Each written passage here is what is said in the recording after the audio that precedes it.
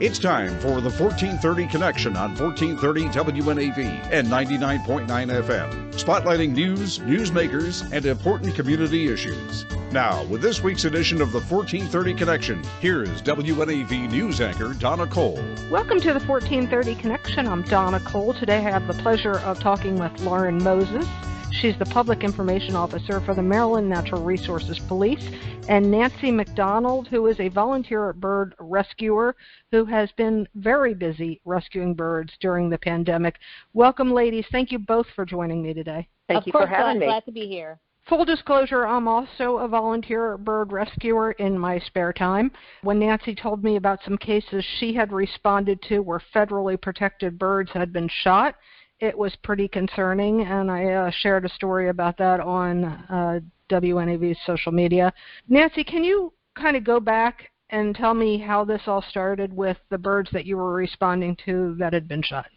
Yes, I started keeping a spreadsheet in 2020 of the rescues and captures that I was doing, and I think probably back in November I noticed that there were a certain number of gunshot wounds, and two of them in particular were rather close together here in Anne Arundel County. I don't believe in coincidences, so started looking into it, and things just kind of went from there.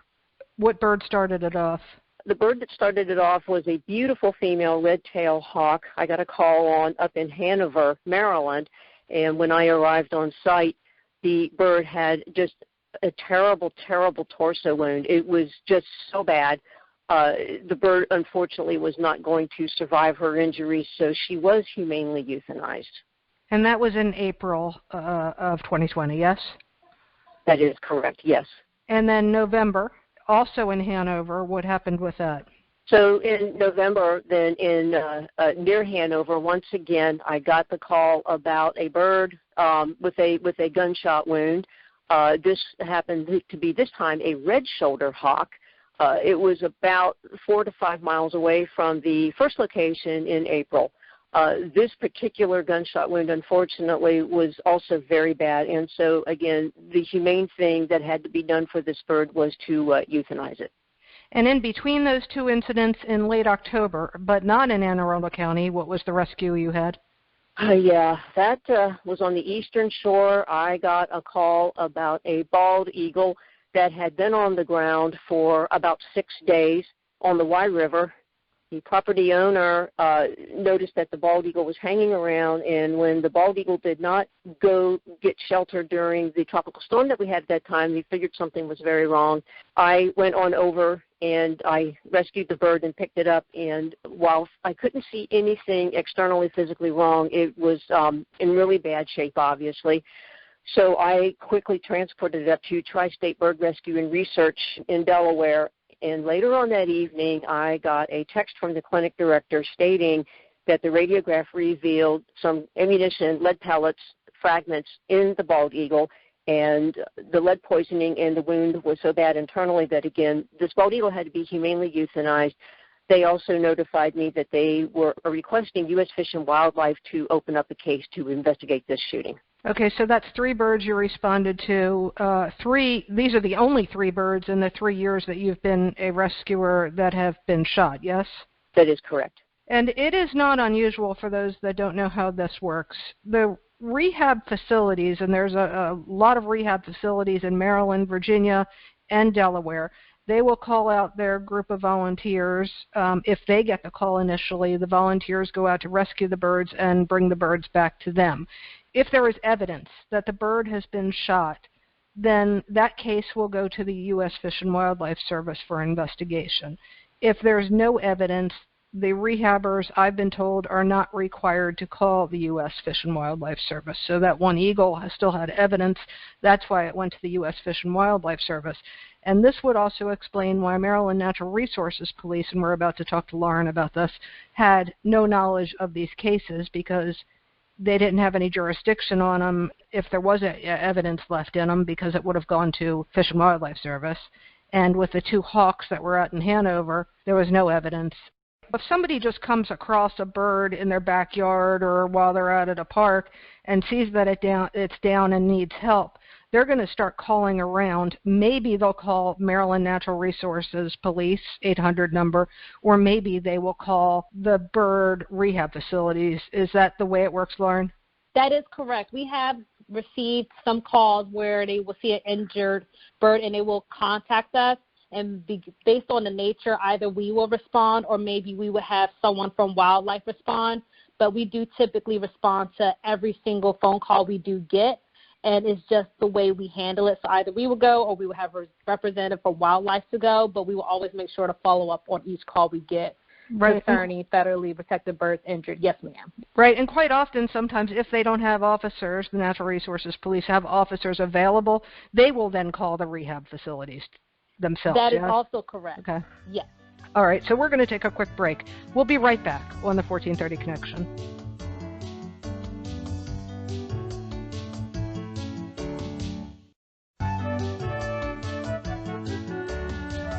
Welcome back to the 1430 Connection. I'm Donna Cole, talking today to Lauren Moses, Public Information Officer for the Maryland Natural Resources Police, and Nancy McDonald, a volunteer bird rescuer who has been very busy during the pandemic rescuing birds.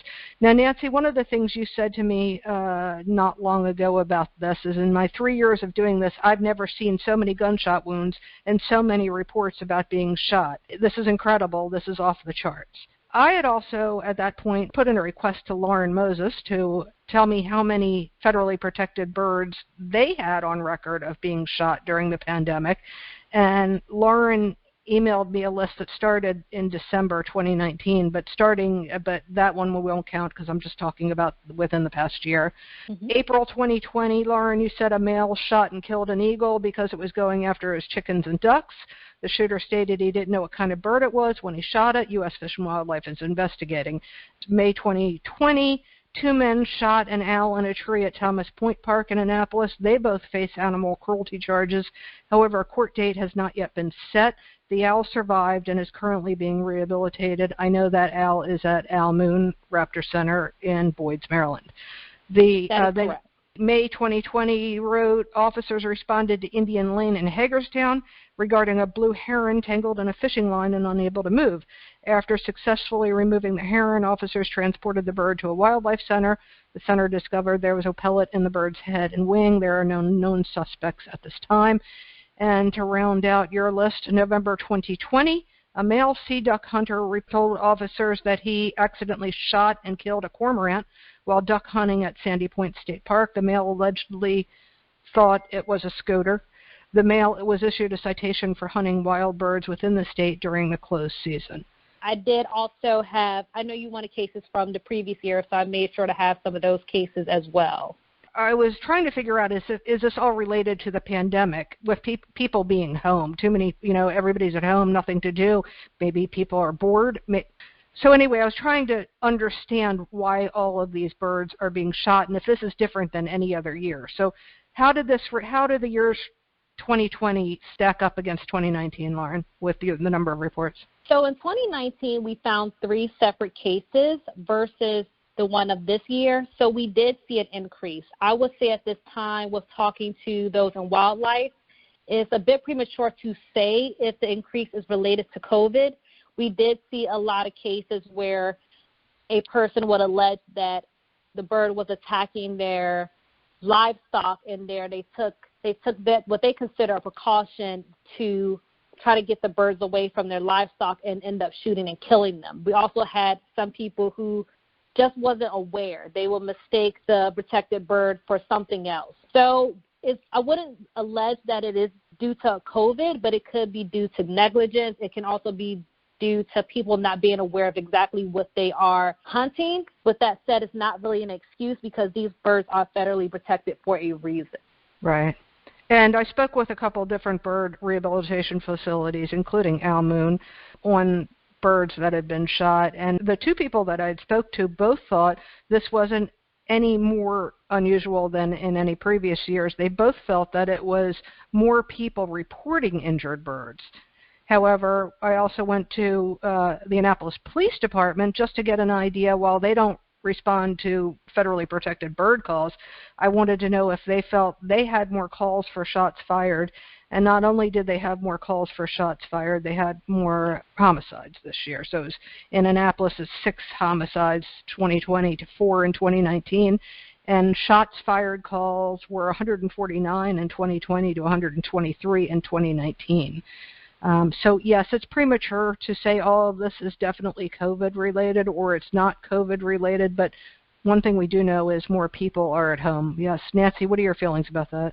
I do tend to agree with that. I think one reason why I got an increased number of calls this year was people working from home and just being a little bit more aware of what was going on in their backyard and their neighborhood.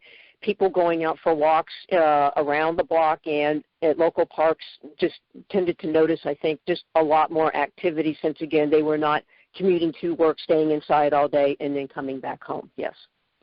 So, and to piggyback off that, and I apologize to interrupt, but I do agree with that within our cases, and even those that's not related directly to protected birds, we have been getting calls, and the calls will start from that we were informed or a homeowner would hear shots, and that's kind of how the call will start. So I will say that we have been getting more calls from people noticing things or from tipsters, and a lot of the cases that I sent you, a lot of the officers were tipped off or they would receive information or calls that they would see or witness someone shooting the federally protected birds. So I don't know if I would directly correlate them being home to them receiving the calls, but I will say we have seen an increasing calls of tips about people witnessing things and the officers following up on those tips. And these calls are important. If you have any information in the shootings of federally protected birds, contact the U.S. Fish and Wildlife Service at 844-397-8477. Again, that's 1-844-397-8477. Or you can email tips to fws_tips@fws.gov. Lauren, what's the number to contact Natural Resources Police? We have a few numbers, but the number that I typically give people is our dispatch number, because once you give them a call, and just to reiterate, we do get a lot of people who sometimes refrain from calling us because they may feel like that their issue is not important. However, we do encourage you to call us because that way we can decide the best course of action and we will let our officers know. So to call our dispatch center, that's 24 hours a day, is 410-260-8888. And there's a Maryland Wildlife Crime Stoppers too, right? So we also do have our Crime Stoppers number, which we do. They work in conjunction with us, and if anyone sees something, we do want them to say something, and they can actually call, text, or email us. So they can call and text us at 443-433-4110, or they can email mwc.dnr@maryland.gov, and that's to report any type of hunting, fishing, violations that we will be able to follow up on. And you can be anonymous if you would like. And there are rewards based on the information that is given to us. All right, let's take another quick break. We'll be right back on the 1430 Connection.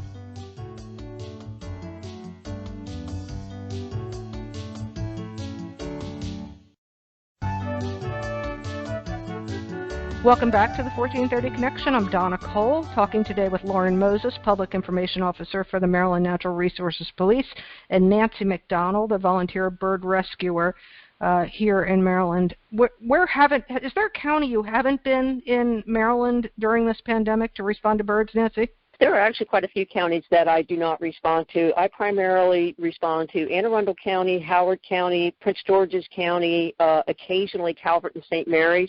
And I have been known to also go over to Queen Anne's County on the Eastern Shore. Those are my primary areas I go to, but I could even go to Montgomery County and some other places. Is there a busier season than any other? And I know the answers to these questions, but I'm prompting you.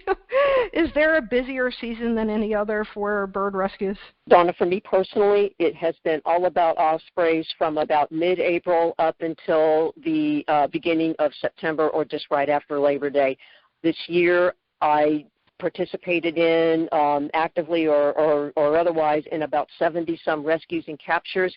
I think about 36 to 37 of them were ospreys.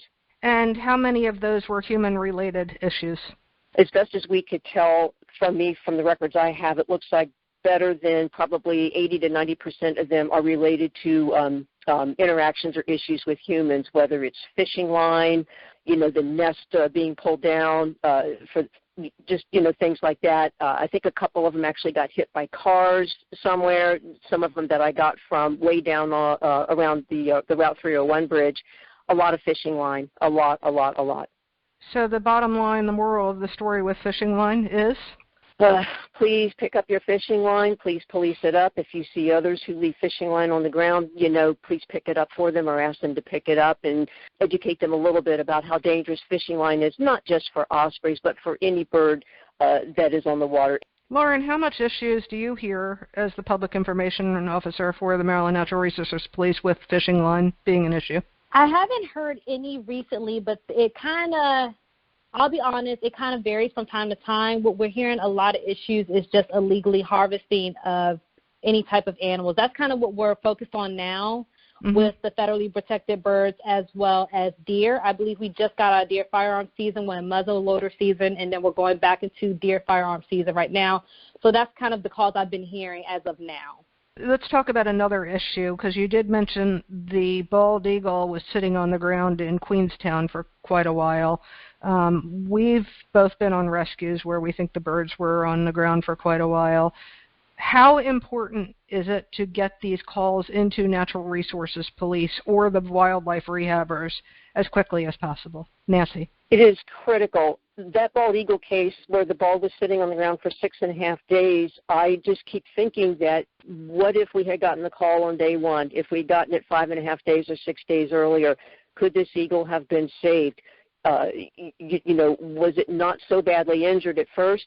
But definitely the longer that these birds sit on the ground, the harder it's going to be to treat them and have them come back from injuries.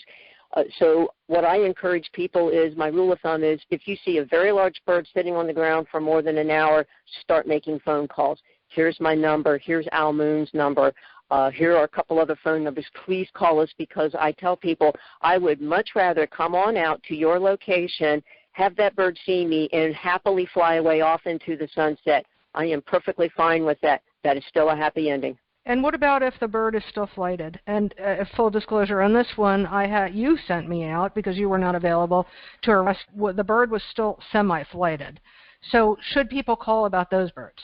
They should, and especially with the case you're referring to, the property owner apparently was able to see, probably through a lens or binoculars, that this particular owl had an eye injury, which definitely was affecting its ability to hunt. So yes, even if they are somewhat flighted or partially flighted, if they are not acting right, if they just seem to be exhibiting behavior that is not normal for birds, then yes, absolutely, start making those phone calls. And while we might not be able to catch them all if they're still flighted, with the case of this barred owl, we were able to catch it, and it was taken to a rehab facility. What about these cases of mistaken identity where people claim they didn't know it was an eagle or a hawk or any other federally protected bird? There are some people that we have, and like I discussed with you earlier, that may claim that they are unaware of certain birds that are protected. And that information can be easily found on our website, and that is something that we do encourage hunters to visit and understand, so we won't have situations where people mistake a dove for a hawk or anything like that. So we won't have to end up having these charges, or we don't have to end up having rehab these birds. And unfortunately, some birds cannot be rehabilitated, and they have to be euthanized. And the website is what? There are two websites that you can go to, but you can go to dnr.maryland.gov/wildlife, and there we have information about the Treaty Act. We have information about certain birds that are federally protected and what that exactly means. Okay, and there's also the Bald and Golden Eagle Act, and there's local laws that come into play here with firing in a neighborhood, yes? That is correct. All right, and the other, the Bald and Golden Eagle Act comes into play, and the fact that juvenile bald eagles, which look similar to hawks, they don't look like that bald eagle with the white head and white tail, are often mistaken for I don't know what, but they can't be shot either. That's against the law.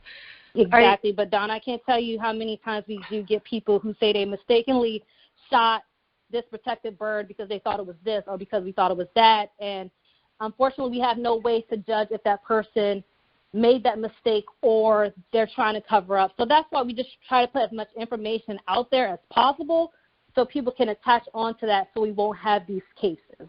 Lauren and Nancy, thank you very much for your time today. Oh, thank you. No problem. This is Donna Cole in the 1430 Connection. We will see you next week.